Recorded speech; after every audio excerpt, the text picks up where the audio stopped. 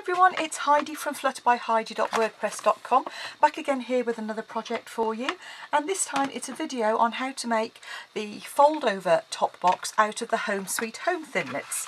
Now that's this set here, Home Sweet Home, and it is designed to make a little house with a pointed lid like so.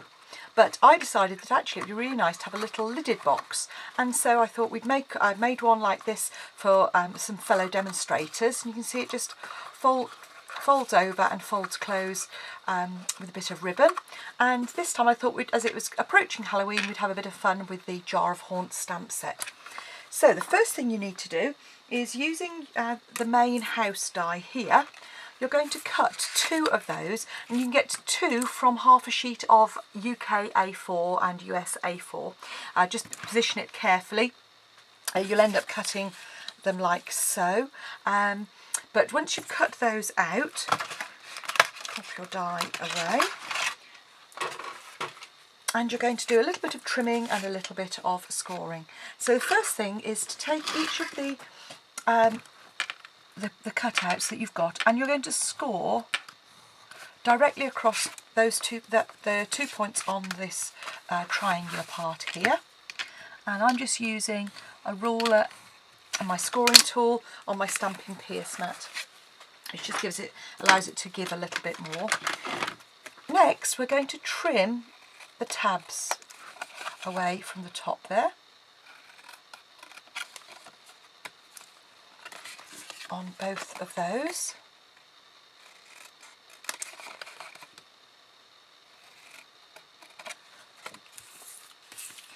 And then cut directly from this point here straight down. So you're just cutting off that little side triangle. Okay.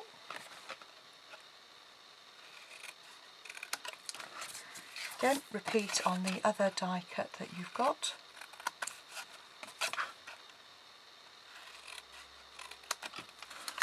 So you should have 2 pieces that look like that. Next, you need to go to trim off this other tab here, just on the top.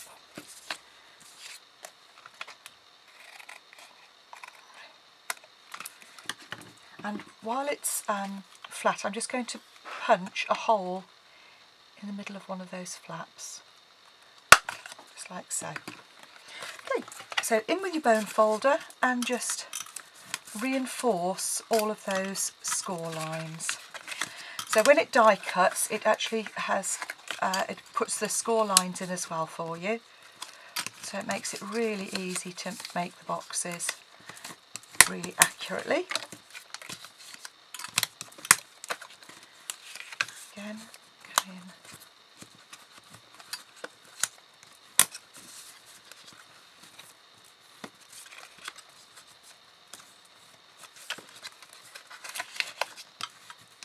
And I've used Sahara Sand cardstock here, one of the neutrals range from Stampin' Up. And then just need to put some glue on the 2 tabs at either side here. You can either use, I'm going to use Fuse, which is Stampin' Up's roller permanent refill, which is really good and strong. But you can also use tape if you prefer. Obviously I've got a little bit of residue there, so I'm just going to have to be a little bit careful when I put my pieces down. So if you line up the edge here, like so, then fold it up and fold over. And then to make the box, just fold in the 2 tabs, and we're going to fold those pieces in there. So just a small amount of Fuse on the bottom. And then there's our lid, and all we're going to do is to make sure that that lines up properly.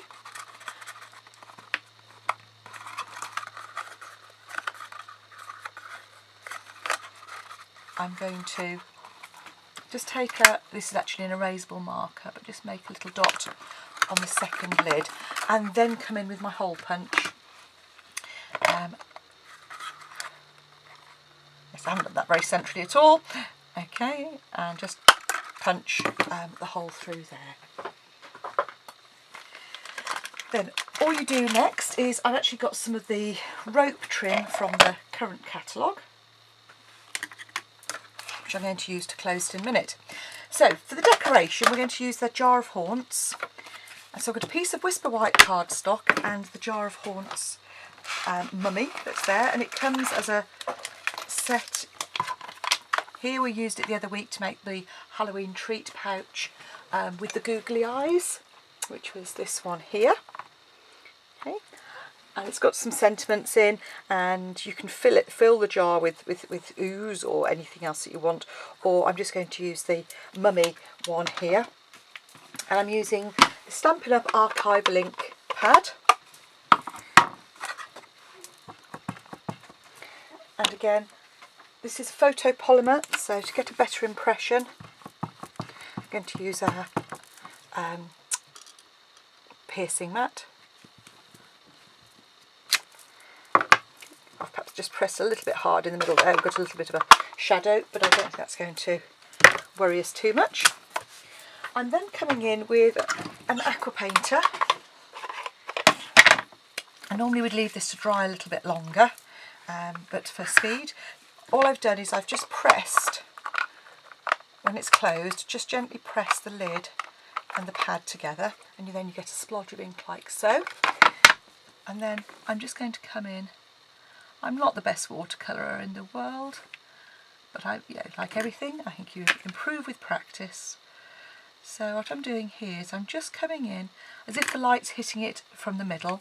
So that's where the lighter area is. So I'm just kind of coming in with some shadows on either edge and around the bottom there.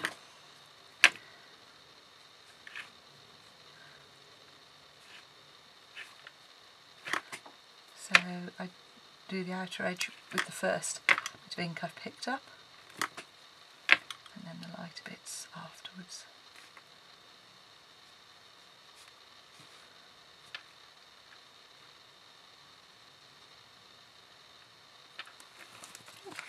So there's our little jar mummy, and all we're going to do is use our Everyday Jars framelits, and we're going to use the middle one. So within this pack of Everyday Jars framelits you've got 3 sizes, and this is the middle size jar that you've got.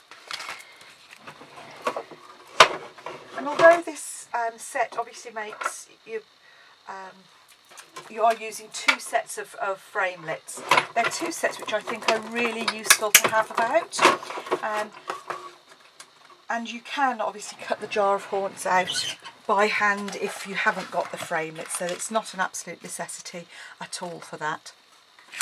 So now you've cut it out, all you need to do is pop a couple of dimensionals on the back, attach him to the front, fill with your little treats, which here I've got, you'll just look, these are body bits, so I've got ears and feet and something else revolting, and just 3 of those happen to fit in there. And then this is the tricky bit, because this rope is very thick. I'm just going to tie a knot in the bottom like so, then twist it together nice and tight and feed it through. There we go. And again do the same, so really twisting it. If you are struggling, what you can always do is put a bit of glue on the end and leave it to dry. And there you go. And there is our little treat ready to be tied up in a knot.